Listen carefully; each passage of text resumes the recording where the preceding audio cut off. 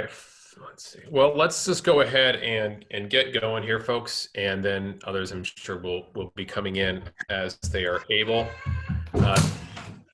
like my children. So good afternoon and welcome everybody to our weekly conversation here, Thursdays at 3 Eastern. My name is David Sturts with Cooperative Strategies. I've been hosting a weekly conversation with National Council on School Facilities, Mary Filardo, and partners, and wrestling with different topics as they've been coming up that we're dealing with reopening. Back in the spring, we were very much in sort of the theory land and trying to anticipate what might be coming down the road and how to plan for capacity and cleaning and so forth. And we got more into details with guest speakers, many of whom are on this call experts, like David Lipton in cleaning and disinfecting from the state of North Carolina, Guy in security from the state of Idaho, and many others. Rod talking from Iowa and from sports and what their experience is. And the point here is what we're trying to wrestle with these different topics as they come up as we're looking at the next season of reopening. And for many school districts that have already opened, it's been virtually only.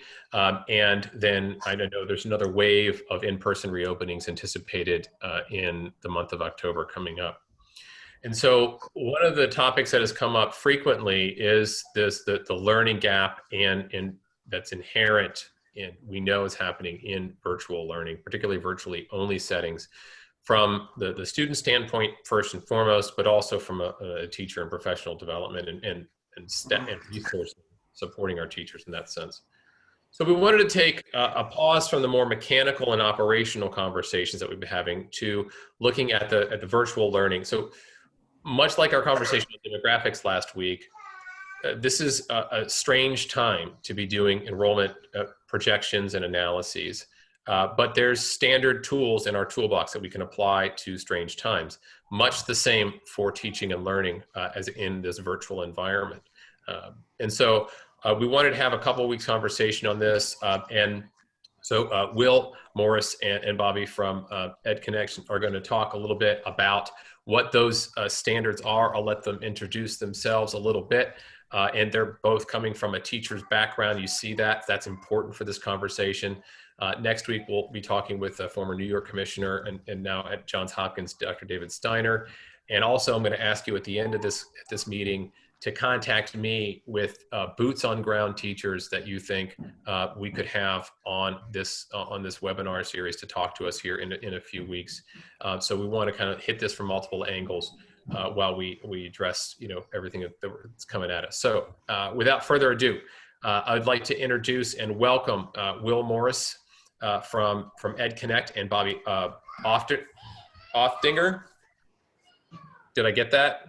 It was good enough for now. Offterdinger, that's all good. Offterdinger. Okay. Well, my last name is Sturts, and so it's been butchered a lot too, Bobby. So I'm right there with you. Fair enough. So from EdConnect, and it came highly recommended to us to talk to this very topic of virtual learning. So I'm going to back off. Will, Bobby, please introduce yourselves and take it away. For those of you who are familiar with our format, you'll know that this is a dialogue. So as they're talking about the topic, be thinking about it from your hat and the questions that you have, put those in the chat box. We'll respond to them as we go. Bobby and Will. Thank you, David. Thank you for having us. It's a pleasure to be here. Again, my name is Will Morris. I'm the founder and CEO of EdConnective. We've been bringing expertise in person, but hybrid and virtual professional development, teacher coaching, and administrator coaching. We've been coaching teachers and administrators and instructional coaches virtually for about 6 years, so pre-pandemic. So our phone has been ringing off the hook since COVID has started. And in particular, we have been doing a lot of training for organizations across the country since COVID has started, like the Association of California School Administrators and others. And really what we're seeing is that, at EdConnective, our goal has always been to ensure student success through transformative teacher training. But we know that now what that needs to look like for students to achieve at high levels and for us to really minimize learning loss looks very different. So I look forward to bringing our expertise to bear in this conversation and also bringing my research to bear, a research practitioner, I studied professional development and instructional coaching in grad school. So looking forward to the conversation. So I'll pass it over to you, Bobby. Yeah, I'll be brief. You guys can read my bio there. My name is Bobby, and I used to go by Mr. O, as you imagine why David. My name was a little hard to say there, but I was a fifth grade teacher for a while, and now I live in Raleigh, North Carolina. So I know there's somebody else here from North Carolina. So hey there, and I'm looking forward to talking a little bit more about some of the different teacher case studies we've seen and some of the remote proficiencies that we've been developing and working with schools about. So I'm going to let Will kick it off though, and then we'll continue on in a little bit. Thanks, Bobby. So the why here, I know that we all get it, but just to re-emphasize and to use this as a jumping off point is that this year, some of the directors of professional learning that we've been collaborating with really have said it nicely that every teacher this year is a first year teacher. No matter if you're 35 years in the profession or year, this year, every teacher is a new teacher. The superintendents of LAUSD, the superintendents of Oakland Unified have said that this is really requiring the wholesale retraining of a teacher workforce. This is almost like the Normandy landing, like the Marshall Plan in terms of gravity of what we need to do, really to minimize student learning loss. When we're expecting 6 months, 12 months of learning loss for students, and sometimes even more. And so that's really the why of this conversation. Now, what we hope to cover today is, first of all, what does pandemic learning look like? What does PD for pandemic learning need to really cover to minimize learning loss? And secondly, from a budget perspective, how do we get our best ROI when our budgets are shrinking and are more constrained than ever before? How do we really whittle down to the nitty gritty of what it's going to take in terms of investment to move that needle? And so really that's what we hope to cover today. So with that, Bobby, I'll let you dive in now. Okay, that sounds good. So when Will and I were brainstorming a little bit about what we've seen out in across the nation, we realized that there's kind of three main types of teachers that we've been engaging with across these districts. And so we took the liberty of naming them. And so I'm going to go through each of these and explain a little bit. First off, we have teachers sitting in classrooms right now or sitting at home teaching that are NIC. They have technology phobia. They're still stuck in how do you build their asynchronous content on Google Classroom. They're struggling with how to set up their synchronous sessions using Zoom or using a different face-to-face platform. And they have a big phobia of technology, and it is inhibiting them from moving towards actually becoming a proficient remote teacher. So we have the NICs. We have Jose as well. And Jose is burning out. And the reason Jose is burning out is because Jose was a master at building strong relationships with his students when he was an in-person teacher. And now that he's online, he's feeling like he needs to see every single one of his students as much as possible. And so we have found teachers out there that are literally setting up synchronous Zoom sessions with their students from 8 a.m. to 8 p.m., where they are just getting completely burned out. And what they're not doing is leveraging the asynchronous side of remote learning. And so they're missing out on organizing a strong online classroom, and they're getting burned out. And we'll talk more about that in a minute. And then we have the Stephanies that are having trouble connecting with students. Stephanie is spending a lot of time putting things online, finding some good PDFs and some good worksheets and maybe even some engaging content, putting them into her Google Classroom, but she is having trouble actually building relationships with her students because she's not spending enough time face-to-face with them through Zoom. Or even in a hybrid setting, she's having a tough time figuring out, what am I supposed to do when I see them in person versus what can I expect them to do online? And so these are kind of the three main ones that we've seen. So out of curiosity, out in the audience there, we'd like to ask you guys, of these three, what are you seeing out in your districts? And from those of you at a state level, I think in this question, just kind of what are the pain points that you're hearing from your districts, maybe an appropriate translation?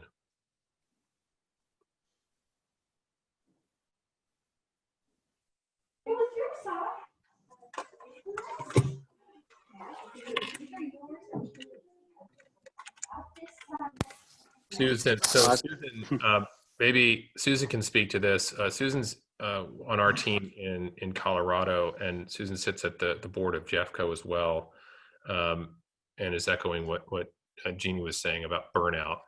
Susan, do you want to speak to that a little bit? What you're hearing from the board's perspective? Sure. Jeffco is doing a hybrid as well as full K-5. And so our secondary is hybrid 2 days a week, Monday, Tuesday, Wednesday, Thursday, depending on, your school for your secondary levels. But we're also having teachers that do both, simultaneously teaching in their classroom and then also teaching directly to their remote learners. And so they are stressed to the max. They are finding that they are working those 12, 15-hour days, and that they are trying to connect as best as they can with their remote learners and with their kiddos in class. And I think it's also varying by high school versus their middle schools and their elementary schools. I think if you're in the elementary school and you're trying to teach a kindergartner or first or second grader, you're reading, and they're at home and you're also working with your kids in the classroom. It's been, I think, a very interesting experiment for them. And some of them are quite stressed.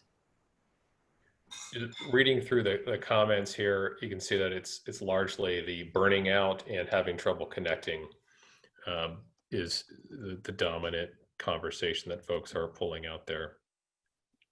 Yeah, and that's something that's kind of echoed across the nation and across our experience. It's almost moving more towards that burnout now, especially because of models like Susan was just describing. I read an article from Sarasota, Florida. I'll try to pull it up here and put it in the chat, but it was something like 78% of their teachers are completely dissatisfied with that model that you're talking about, because it's really asking them to do 2 full-time jobs simultaneously, and 2 of the most challenging full-time jobs at that. So I see that feedback there. So let's kind of think about all 3 then and move into the conversation here. So when we think about these 3 different case studies, what we tend to do is we think, okay, well, we're putting all of our teachers in tech training, and then we expect them to get to number 6, this rigorous online student engagement.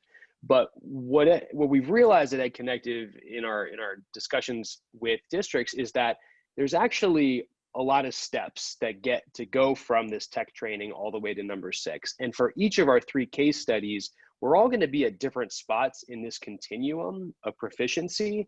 And we need to make sure that we're providing professional development for each of these different steps. And so what I want to do is talk for a minute about these different elements, these different proficiencies with distance pedagogy. And technology training we've all done. Our districts and our states have invested an incredible amount of resources in getting access to our students, right? We have tech training. Everybody's adopted an LMS. Be a good time if you had stock in Canvas or one of those right now, because they're out there. Everybody's got Canvas or Google Classroom or whatever it is, but we've got that down for the most part now. It's really about how do we move into these next few. And the first one we'll talk about is remote mindset. And if you Google remote teaching mindset, there's not a lot that comes up because it's kind of a newer idea. I think EdConnective is one of the only things that actually does pop up. It's one of the things we've been talking about a lot, and I'll put something in the chat here for you guys. You can pop on that later and download our mindset. We've got 8 pieces of remote teaching mindset, and I'll talk about a few of them right now.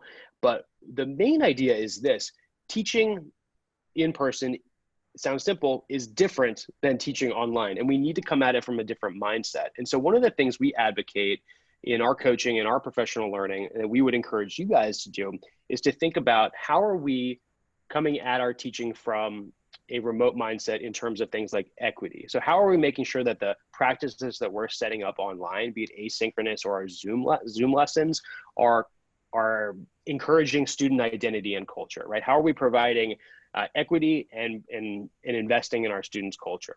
Another part of our remote mindset is being asset-based, and that's about being positive. So I'll give you a quick anecdote. I was on a webinar 3 months ago with about 200 teachers from one of the largest school districts in America.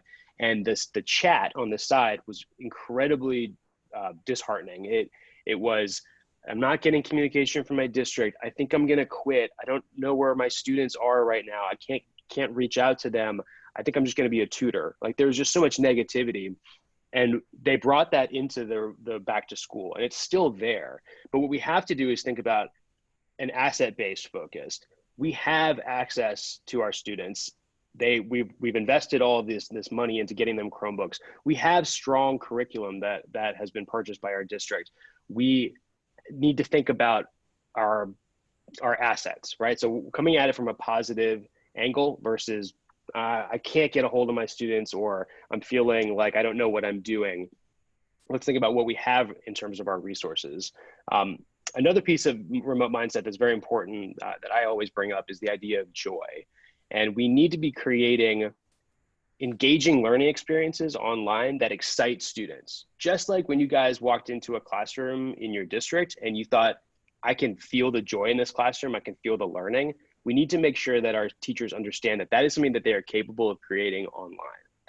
So if we start with a mindset, we can then move into these other proficiencies, such as making sure that our online space is organized, making sure that we have routines and expectations set up, and of course that we're still focusing on building strong relationships online. And so we might be all over the place here in terms of where we are in terms of our states and our district. But again, I'll open it up to you guys. In thinking about this continuum, where do you feel like you are focusing right now? I think is a good way to ask it. I'm really thinking about when you move beyond mindset, it's the tactical, like actionable steps of, I'm in my online classroom. What now? You know, what is the best practice? How do you do checks for understanding online? You know, how do you do routines and procedures online? You know, what does it look like to do differentiated instruction online? Like, what are those best practices? And, you know, we find that there's a big paucity of just knowledge around, all right, how do I do that? You know, when we actually are online, once we get there. And Will and Bobby, that's one of the things that was interesting in really talking to you is like those core good teaching principles. You know, most of us are on this call. We work on the operations side and capital planning side, demographics, all of the behind the scenes stuff so that we can get the most kids in the best learning environments in the shortest amount of time for the least amount of operational dollars so that the most dollars can go into the classroom. Like that's kind of like we're the Oz people behind the curtain in schools, you know. And to really support the real magic of this teacher-student relationship. So one of the things that I was listening as you go through this, and in our conversation yesterday, thinking about the difference between what the expectations for what a quality online learning environment looks like for my sophomores in high school versus my first graders. It just, as somebody who's been in this conversation and who's from the parent side of the fence as well right now, they're different animals, very different animals. And it stands to reason to me, and I appreciate your response to this, and part of the moving through this conversation is, do we set up, yes, we absolutely need to we have to have a different mindset for remote learning than in person. And is that differentiated developmentally by age? Yes, we need an organized online space. And how does that differentiate, you know, based on where our students are coming from? And expectations that, and it's maybe an acknowledgement that we can do this really well, but it's not in person. And it probably isn't as good as doing it in person in one sense. And we're going to get back to that eventually. But in this interim space, when the life has been thrown as a curveball, we can do something good. It's not the same, but we can do something good. I think that's where I'm coming from. That's right, David. And, you know, when we're having these conversations with chief academic officers and directors of professional learning, what we're finding is that most of the investment right now has gone into technology training. Let's teach people how to use Canvas. Let's teach people how to use Google Classrooms. But we're moving into a phase now where it's great, we have that technology training, but what do we do now that folks are online? We can't expect teachers just to say, all right, this is how I did it in person. I'm just going to try and do that translation to online myself. And a lot of instructional teams right now are kind of scrambling to say, all right, I'm getting all of these inquiries from my teachers on like, how do I do this online? What does the support look like? So we'll answer David's question a little bit further as well. Skip ahead there, Will, actually. Let's skip over to this idea. You were just talking about this, David. It's like, what are these core teaching strategies that are happening, at these different levels, right? And so I think what it comes down to for all of you is to think about it from a framework standpoint, okay? So right now, your teachers are out there, they've been taught a pedagogy for teaching in person, but they've never been taught how to do it online. So think about these core teaching strategies. Here are some overarching ones. Our teachers, our strong teachers before COVID, knew how to do checks for understanding in their classroom. And yes, that looked different in first grade than it did for your sophomore. And it also looks different in every classroom. Some teachers might do a check for understanding with a quick formative assessment on a piece of paper. Some of them might do a raise of hands. There's lots of ways to do checks for understanding. Mm-hmm. There's lots of ways that we build relationships. There's lots of ways that we have physical presence in our classroom. There's a lot of ways that we're present in our students' lives, right? Directions, entry routines, lesson hooks, all of these things our teachers are really good at. But what we haven't done is help them figure out how to do that online. And that goes from first grade to sophomore to high school to seniors. What we need is a framework. And so that's one of the things that we advocate for at EdConnective is we have a framework that we use when we coach, and we would advocate for you guys at your states and your districts to figure out a framework for what is the core teaching strategy that you're doing in person, and how does that relate to, and what is the equivalent one online? So here's an example. Our framework is called the Thrive framework, and one example here is from relationships, okay? So here's the strategy. We want teachers to, teacher works to build relationships and trust with all students and between students. We know how to do it in person. All your teachers have already done this. They greet students by name at the door. They pronounce it correctly. They ask questions about students' life, again, getting in with their identity. And our framework has specific strategies for how to do that in a remote application. And that's what you guys need to be thinking about is how can we expect our teachers to just go ahead and hop in and do all of these in-person strategies when they're not equivalent? We're asking them not only to teach students in multiple modalities, but we're also asking them to invent this framework and figure out how to do it instead of providing this for them. So here's the remote application. We can do, for example, this last one at the bottom in Zoom. A great strategy is to admit one student at a time, have a quick personalized check-in question with them, helps you build that relationship, helps ensure that they're a little bit more engaged and more likely to come back to that Zoom the next day, which is definitely a problem they're having in a lot of districts. But it's an equivalent strategy between in-person and remote. And so figuring out how to apply this idea of taking the in-person and making it a remote strategy and providing that for your teachers in terms of training is a key piece in developing their proficiency. Will or David, do you want to add anything? Yeah, I'll just add that like this is a big thing in our conversations with superintendents and directors of professional learning. When we ask like, hey, do you have a framework, whether that's a teaching and learning framework or a coaching framework that has remote learning applications? They're like, we don't. And, matter of fact, we're building the plane as we fly it. Our instructional team is meeting every week to try and figure out these things, but it's ad hoc and it's we're constructing it as we're flying the plane. And so, this is a huge area of leverage potentially, for a district. Yeah. So could you go back to that, the previous slide there for a minute? This one. Yeah. So like this is your foundation. These are foundational strategies. And if I'm just like thinking from a strategic planning standpoint, these are your this is what you need to do, or your objectives rather. And then we have honed tactics and strategies to do this in the classroom. And we just need to keep these same outcomes, but come up with a new set for the online. And it's, these are our baselines. Like we talked last week, for those of you on the demographics ones, we had, here's your toolbox for demographic assessments, apply it in this bizarre land using, but here's your tools. The same thing I hear here, Will, Bobby, like, here's your tools. This is what you need to do. And we're good at it in person. And we just need, if we go through and have this checkbox and come up with digital strategies within our platforms, be it Zoom or Google or whatever, then we're hitting everything we need to hit. And it seems like, particularly right now, that number 2 is on everybody's mind. Yeah. And the one other thing to add to it is a previous slide that we skipped over, and I'll just say it briefly, is that you need to do that as well for your coaches. So most of us on the call are working with districts that have support with coaches. So you have these in-person or these district coaches that are used to coaching in person, but we haven't set up proficiencies for them for how to virtually co-plan and virtually do student data analysis and virtually model instructional practices. So building capacity with your instructional coaches is a key piece too. We can't expect them to do the great work that they were doing before COVID and now just apply that online. It's the same principle. We need to make sure that we're building capacity there. Yeah, that's actually a huge area of leverage for most districts. I think the North Carolina Teacher Induction Program came to us because it's, hey, we have staff, we've got coaches, but they weren't coaching people virtually before the pandemic.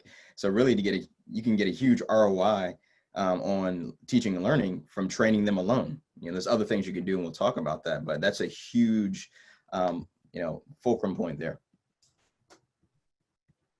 Now, knowing that we have lots of operators on the line that David was sharing with us, want to dig into, all right, ROI when it comes to professional development. How do I get the best ROI when budgets are shrinking? And the first thing that we have to confront is that most districts spend a lot of money on professional development. The research suggests about $18,000 a year per teacher. The research also shows that most districts actually don't have a good sense of how much they spend because it comes from so many different budgets and so many different initiatives, Title I, Title II, Title III, Title IV. Lots of PD is always happening in every district, but there's a big cost to it, right?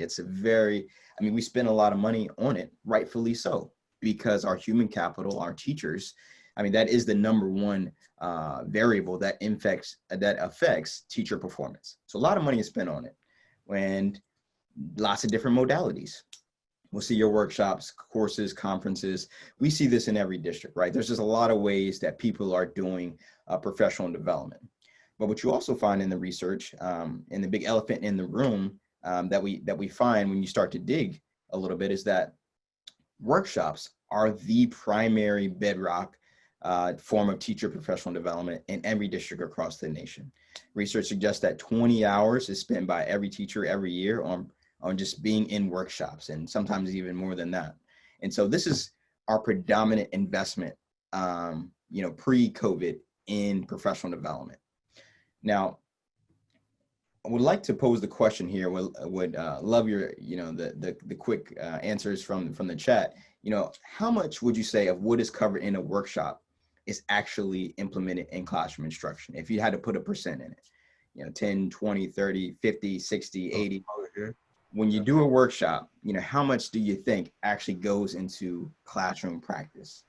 This is the exercise where we put in the number we hope it is, and we're just disappointed to see the number that it is. That's the exercise. Yeah. We got some pessimists on the call, guys. Well, I think they're right with you, Will. Like they caught up where you were putting down there. That's right. That's right. Well, we're getting some of those that come in, and the big reveal that really isn't the reveal is that it is 10%. It literally Byron, you were right. You got it.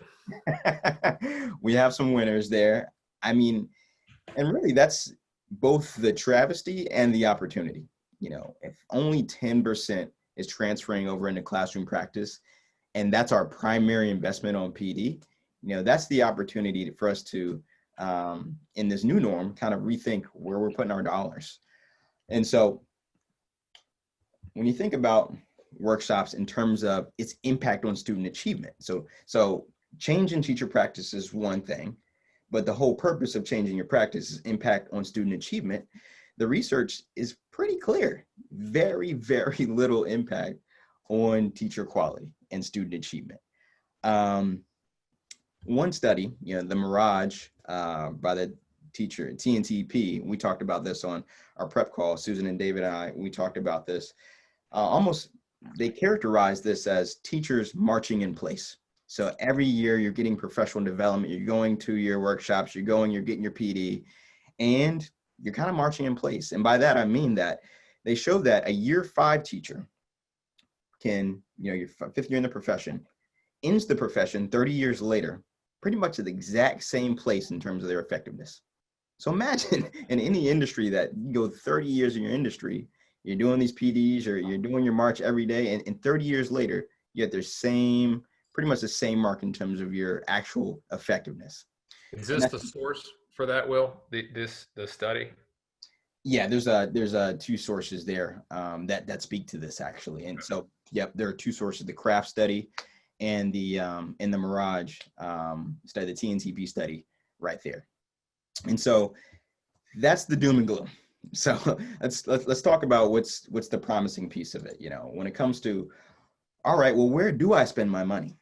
So in 2018, they did a meta-analysis of 60 randomized controlled trials. This is actually the source right here, the Kraft, Blazer, Hogan 2018. And what they found is, I think actually, was somebody jumping in there?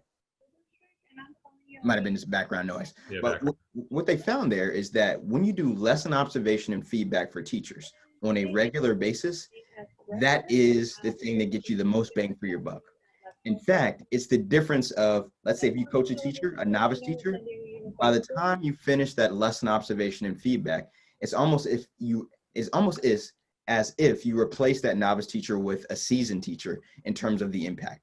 So it's tremendous, huge impact. But the challenge is that really only 12% of teachers report getting coaching, intensive coaching every year. So that's both the challenge and the opportunity. So revisiting the same question we just asked, how much do you think is actually implemented in classroom instruction after you get lesson observation and feedback on a regular basis? So what does that transfer into classroom practice after intensive, feedback? So interested in the responses to this version.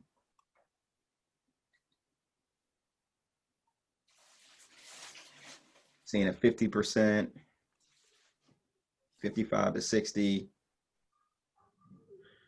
It's a good point, Byron. Yep. 68%. Well, in practice, what we see is that research suggests that when you add coaching to this professional development mix, about 95% you can see actually transferring into classroom practice, which is huge, but it's also very intuitive, right? Just like if you're an athlete or a chef or really anything you can get better at, when you get coaching, the likelihood of you actually doing it over time, if you have a personal trainer, for instance, it skyrockets. And it's because it's individualized and it's sustained. Now, this leads us to, great, coaching can be very powerful. But, what does that really mean? Mm-hmm. And I think Byron talk about coaching being different from observations. And that's right. We're not talking about your high stakes evaluations. We're talking about something different. And it's so important to define coaching, because what we found in our conversations with district administrators across the nation is that everybody has slightly different notion of what does it mean to be a coach. In fact, a lot of times there are people with titles as coach in districts, but really their whole job is they're doing workshops. They're doing one-to-many workshops. And that's nothing against them. It's a capacity constraint. If you got 4,000 teachers and a handful of coaches, oftentimes these people with the title of coach are doing workshops, which again is limited in impact. So what do we find matters? So this number one, this idea that when you provide lesson observation and feedback, which is a more appropriate title, it needs to be one-on-one for it to work. That's where you get your bang for your buck, your ROI. The second number is this number of 10.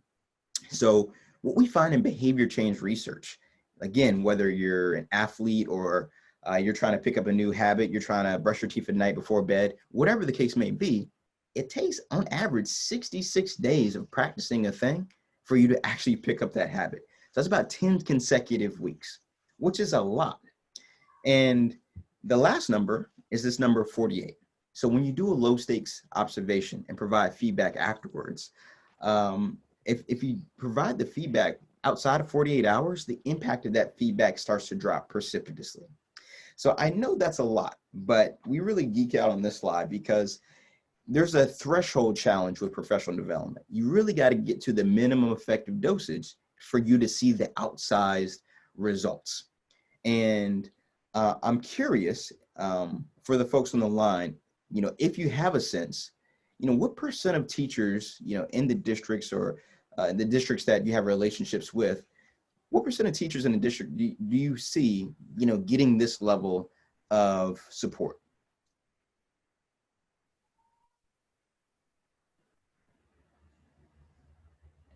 Yeah. 0. We're seeing a 4%. Seeing. Yeah. I mean, I'm sorry for just interjecting this, but the numbers, when we were doing our pre-call here, one of the things that really resonated with me, if you could please mute you are unmuting right now. Thank you. Is in my former life, I ran a one-on-one tutoring company, and I worked with kids predominantly in urban, in the inner city schools that were struggling. And I saw for 8 years the power of the one-on-one from the tutor to student relationship and that impact. And it really resonated with me, just in all honesty, this number frame, because that was my life for 8 years, and I saw it from the student side, that we needed to have this minimum effective dose, and it was one-on-one for a sustained period of time. We were there 6 to 12 weeks. And we were there as much as we got several times a week. I'm curious for you and Will and Bobby, as educators in the classroom, how does this model apply? These numbers apply to good teaching, from student to teacher, and what can we take home and take advantage of with these digital tools to leverage, basically this regular intensive relational coaching, which is what I'm hearing you say. Yeah, I mean, in any modality with, I think, any population, these numbers will most likely stand to be true, right? If anything is one-on-one, it's going to be, that much better. If you do it over a sustained period of time, that's what it takes to change behavior. I mean, that's why, to your point, David, someone who could, a student who could be struggling with reading proficiency for 2 or 3 years can get some intensive tutoring over the course of 3 consecutive months, and all of a sudden they can learn how to read, right? You get the accelerated results when you have that level of relationship building, when you have these numbers. And so I think, there's a number of ways you can try to get to that as educators, and really that's what the coaching is about, trying to unlock how do you get the most change from your students based on, your current experience as a classroom teacher. And so, I see that most folks put a pretty small number in terms of the number of teachers they expect to be actually getting this.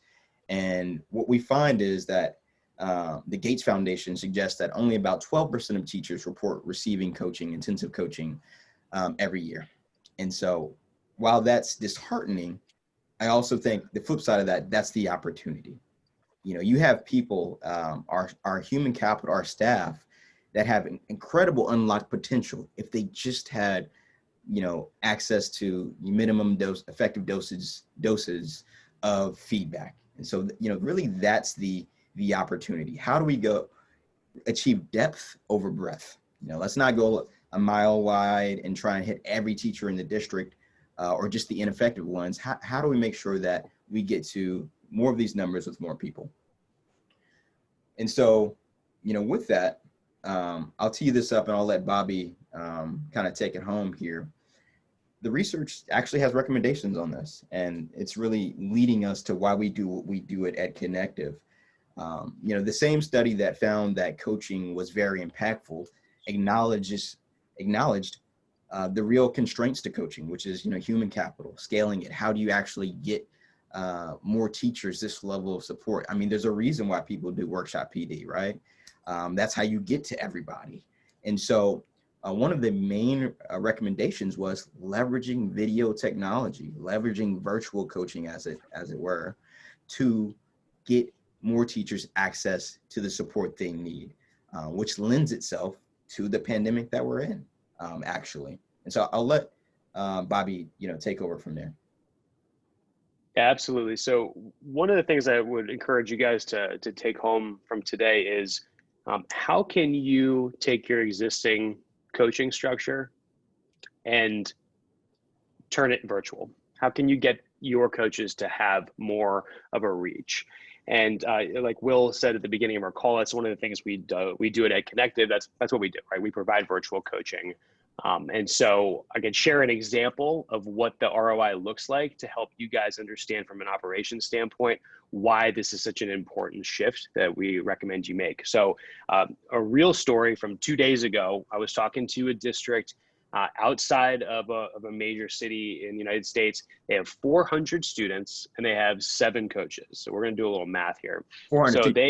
400 teachers, sorry, 400 teachers, and thank you, Will, and 7 coaches, okay? And they just did this study last year where they realized that, thinking about that gear slide, how many of their teachers actually get that from each coach? They said that it was 18 teachers is what each coach could actually get to in a year's time, okay? So we rounded it up to 20, just for argument's sake. And so that means that with their 7 coaches, they can get to 140 teachers. Now they have 400, okay? So we have 260 teachers left that they need to hit. And so by that math, they realize that they actually need 20 coaches across the district in order to get to all 400. So that means that they need to hire 13 more coaches, all right? And this is where we get to the operation piece that I think will resonate with you guys. We did, for sake of argument, they said that each coach cost them $80,000 a year. Now I think it's like twice that, but they said $80,000. So let's say it's $80,000 times 13. That means that they're going to spend $1,040,000 on coaching if they want all of their coaches to get coached. If they outsource it to a virtual coaching firm like us or any other one, and they think about it from a virtual standpoint, it's going to be less than half that, okay? So we ran numbers for them and it was a little bit over 500,000.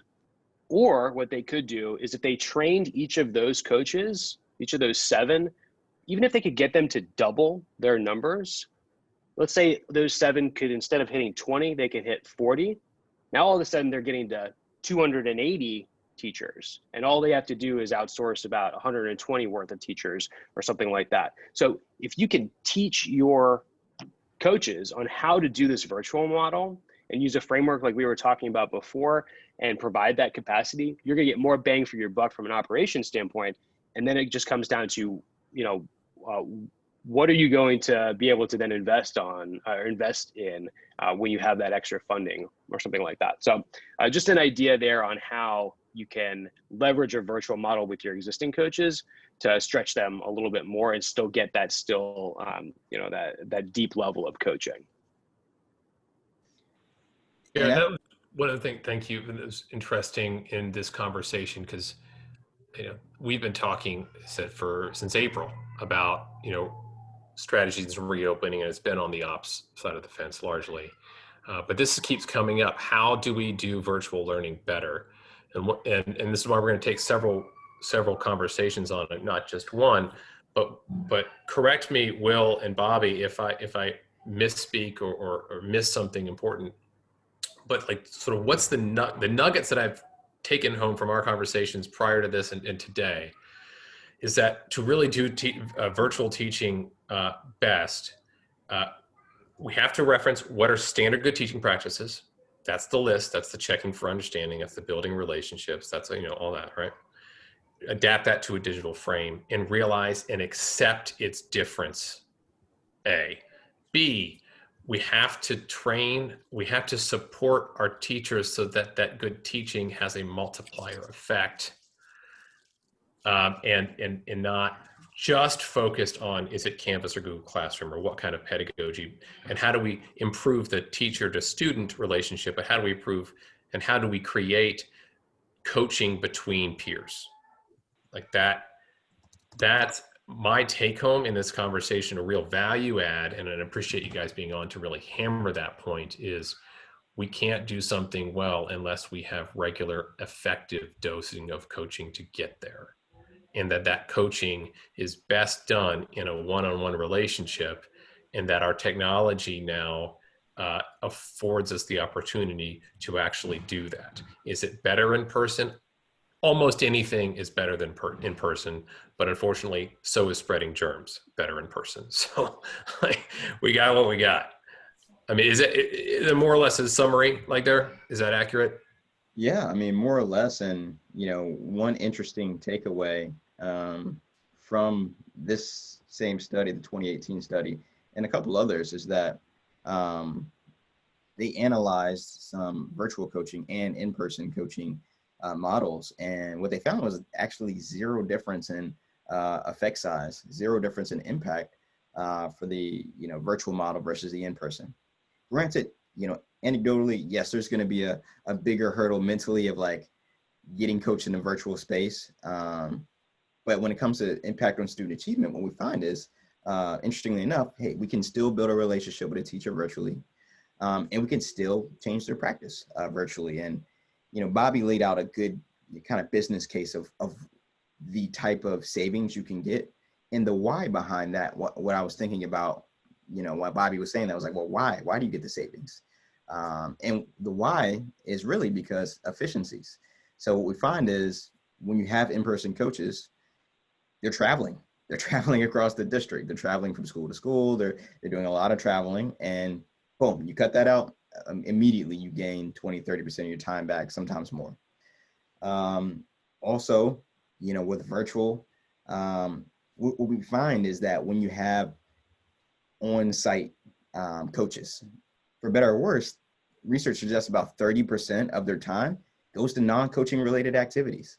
All of a sudden they're in a PLC or a strategy meeting, or they're in bus duty, they're doing different things. And then lastly, if you do choose to outsource, virtual coaching as opposed to hiring FTEs, our operators on the line know that you have to include the benefits that are associated with FTEs. So just a few different wrinkles that I wanted to tease out as well. Yeah, thanks, Will. One of the things, correct me if I heard this wrong, but yesterday when we were talking, you're talking about the $18,000 number. And did I hear correctly that like a third of that is expense for substitutes? Yeah, that's actually one of the most insightful takeaways I have had with just PD research, and one of the most kind of underlooked hidden costs is that with traditional professional development, because it is workshop based, when you go to a workshop, you got to have somebody to cover your class. So a third of the $18 billion teacher professional development market is actually going to paying for substitute teachers to cover teachers' classrooms while teachers go to a workshop that isn't that impactful, which is mind-boggling to me. Two questions that came up from Fred and Mordecai. This may be a broad question to address, but Mordecai's question about frequency of sort of maintenance of new habits. So your 1, 10, 48 one-on-one 10 weeks Maso Menos 48 hours response time to have good feedback there. We passed that 10-week mark. Like when you're working sort of longitudinally, when you think about checking back in, like back in my tutoring days, a mom would call, a dad, usually a mom, let's be frank, would call me and say, hey, my 9th grader is struggling in algebra. And I'd say, I bet you steak dinner they're struggling with how to add, subtract, multiply, divide, fractions, decimals, exponents, and percents, because that's where a lot of my students hung up on that higher level concept was the basics. So what about that revisiting of these skills? Can you speak to that? And then Fred's question secondarily after that is, What about the observation piece? How does observation and field observation look in a virtual setting, which is obviously different than in person? I'll tackle the first one. I'll let Bobby tackle the second one. For the first one, yeah, so the more you reinforce the strategy, the more you're going to maintain a new behavior, just with behavior change. Now, after you get over that initial threshold, my understanding is it takes less coaching and recoaching to maintain a habit. Because the whole idea of the habit is that once you form a habit, it's something you do on a regular basis. You know, there's a threshold of a lot of work you got to invest for something to become a habit, and less touch points afterwards to maintain the habit is my understanding. But in terms of the exact frequency, you know, I don't have that research to be able to share with you. But I think it's a very interesting line of research to pursue, though. You know, the maintenance period piece of it. In terms of what does it look like in a virtual environment to do the actual observations, I'll let Bobby talk about that a little bit. Yeah, it sounds good. And just to add to the first question from Mordecai, I think one of the things that we advocate a lot is sustained coaching, right? So you're going to have an initial engagement of let's say that those 66 days that Will was talking about to get that that habit to be formed. And then of course, we're not going to just let that teacher sit there for the next 5 years and then coach them again later, right? We're an advocate for ongoing coaching year over year. And so are they going to need to get recoached to maintain? Probably not recoached, but reminded of as they go along. That's what I would do when I was a coach, for sure. But to answer Fred's question, so Fred's question was actually when the teachers are in a physical classroom and the coach is virtual, how do they handle that? And we can tell you what we do and we've been doing for years, and that's around recording a classroom observation. So the teacher will actually record in the back of the room, their classroom, and then upload that to their coach. And the reason that's so powerful is the coach, like I'll give you an anecdote. When I was an instructional coach in person, I would go in and I'd take my notes. And then when I walked out, only thing I have with me are my notes from that lesson and my memory. If I have a video of it, I can watch it over and over and really dive into the data of student time on task, teacher talk, how much student talk was there, how much engagement was there in small group, et cetera. So whatever that big outcome goal is, we can dive into that data so much better. So that their teacher is actually going to record it and then upload it. And then that teacher will meet with their coach within 48 hours to have a feedback session, which usually is about 30 minutes long. And they spend a lot of time practicing and modeling a new behavior. So hopefully that answers your question, Fred, on kind of what the logistics of it are. Right. And so, and the nuance there too, you know, I know, Fred, you asked, you know, is there an initial in-person observation? Really fundamental to a lot of what we preach at EdConnective around coaching is that every feedback session, you know, follows or is preceded by an observation, a low stakes observation. Like that's where you get the most bang for your buck. So low stakes observation, feedback, low stakes observation, feedback. You know, at EdConnective, we do that literally once a week for 12 consecutive weeks. And that's why it's so powerful. And so it's like, you know, every time you go to the gym with your personal trainer, you know, they're watching you, they're giving you feedback. Or if you're a basketball player and your coach is looking at you, they're using your actual practice. And that's the power of this model. It's not, I think this person needs help with differentiated instruction. It's today, 10 minutes into your classroom instruction, I saw X and I saw Y. And because of that, here's the feedback that's hyper relevant to you. That's why the feedback is implemented at rates over 90% because it's super relevant, right? It's not just, I think this is the thing. It's, this is what happened. There's feedback that's individualized. And I'll add one thing to you guys to take this with you back to your states. You guys can do this in your remote classrooms right now with your coaches, right? You can train your coaches up on how to do this. In terms of a framework, you know, we can help with that, but you guys can do this because it's easy to record what's happening on your screen when you're doing a remote lesson and giving that to your coach. So you guys have the ability to have this scaled model right now.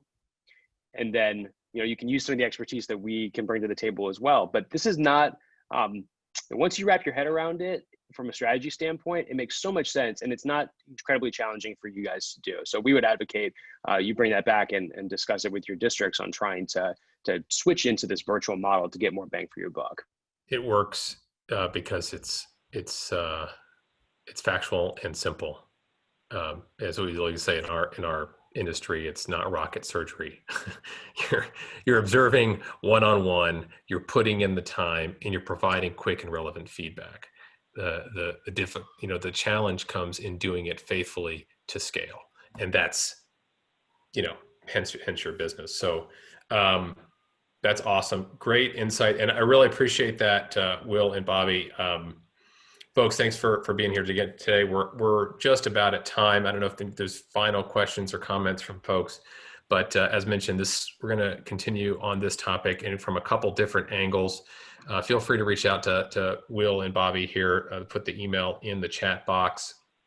I look forward to the conversation next week with Dr. Steiner. We'll visit some of these, some of the research that Bobby and Will shared with us. We can bring into the next conversation, as well as some of these sort of guideposts for coaching and teaching, which really, guys, it seems like this is pretty good, just education writ large, be it professional development or teaching, how to do anything.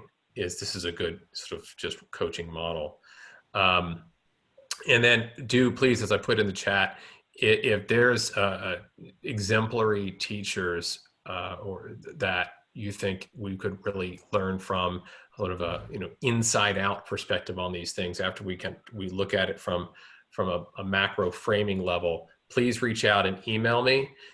We'd love to have a current practitioner on to kind of talk about the bumps and bruises and lessons learned within the lessons that we're learning here today, and will next week. So again, Bobby, Will, any final words here? Onward and upward, we're here to help. I mean, that's honestly, we're a social impact organization. So if you have questions, reach out. We're helping districts do this. So at district and the state level, and even the school level. So, hit us up. Yeah, please. Thanks, everybody. Yeah. Thank you, Will. Thank you, Bobby. Great conversation. Good information. Everybody have a great rest of your day, and we'll see you next week.